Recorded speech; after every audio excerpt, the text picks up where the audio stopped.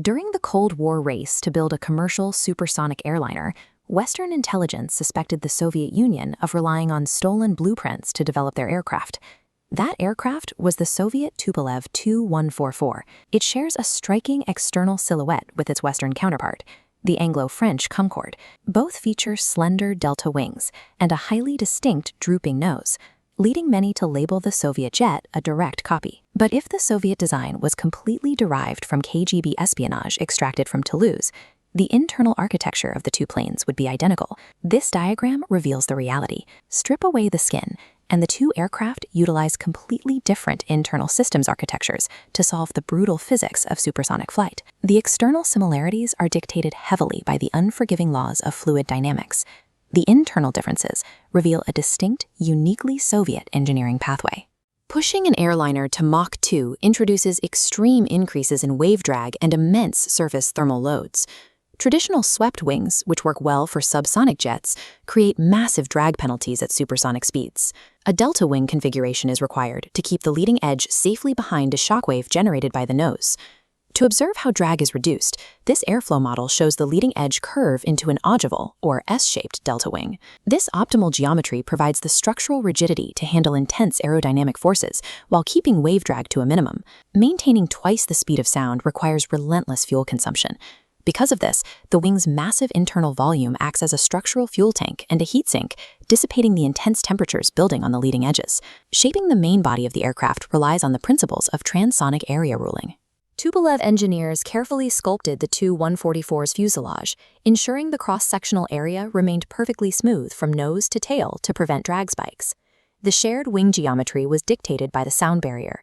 It was the only viable physical container for a Mach 2 airliner, establishing the baseline for Tupolev to apply their own bespoke engineering. The most obvious divergence in design philosophies appears underneath the aircraft.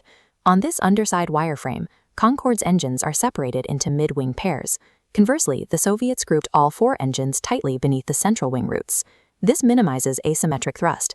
If an engine fails at Mach 2, the centralized cluster limits violent rotational pull on the airframe.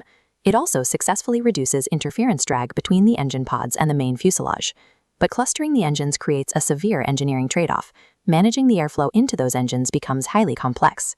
Jet engines will stall if supersonic air hits the compressor faces. The incoming air must be slowed to subsonic velocities within a fraction of a second. To safely feed this clustered layout, the Soviets had to invent highly complex variable geometry intake ramps entirely on their own. This distinct propulsion architecture proves the Tupolev Bureau was actively solving their own aerodynamic puzzles, rather than copying French blueprints. The absolute greatest vulnerability of any supersonic transport reveals itself when it gets dangerously close to the ground, maintaining stability and low-speed handling. This vector model demonstrates how an airframe optimized to slice through the air at Mach 2 is inherently inefficient at 200 miles per hour. Maintaining lift on approach requires a severe angle of attack. This nose-high approach places enormous physical demands on the landing gear, the brakes, and specifically the tires. Here, the Tupolev team faced a strict industrial limitation. Soviet rubber and tire technology lagged significantly behind Western capabilities. To prevent routine tire blowouts on the runway, engineers had to find a way to artificially lower the aircraft's landing speed. Their solution was distinctly Soviet: a pair of retractable mustache canards mounted just behind the cockpit. Deploying these small winglets during takeoff and landing generated crucial additional lift at the front of the aircraft. This extra lift rebalanced the aerodynamic center of pressure, stabilizing the plane at slower speeds. Once retracted, the airframe returned to its clean, supersonic profile. These canards are physical evidence of divergent engineering. They were a brilliant aerodynamic workaround, dictated entirely by domestic material constraints that the Concorde team never had to address. Decades later, the collapse of the Soviet Union ended the Cold War rivalry, making direct aerospace cooperation possible between East and West. In the 1990s, NASA began researching a new generation of high-speed passenger jets, but they lacked real-world supersonic flight data. Advanced computer models and wind tunnels could only simulate so much. They were insufficient for replicating the true scale effects and sustained thermal loads of cruising at Mach 2. To validate their computational models, NASA researchers selected a canceled Soviet airliner. This schematic illustrates the transformation of the Tu-144 into a flying laboratory. NASA wired the airframe with hundreds of pressure transducers, thermocouples, and strain gauges. These sensors tracked complex boundary layer behavior, and recorded the intense structural heating caused by sustained supersonic friction. Every flight measured the unique physical stresses and aerodynamic loads pressing against the airframe. This testing provided researchers with foundational data that was completely impossible to duplicate on the ground.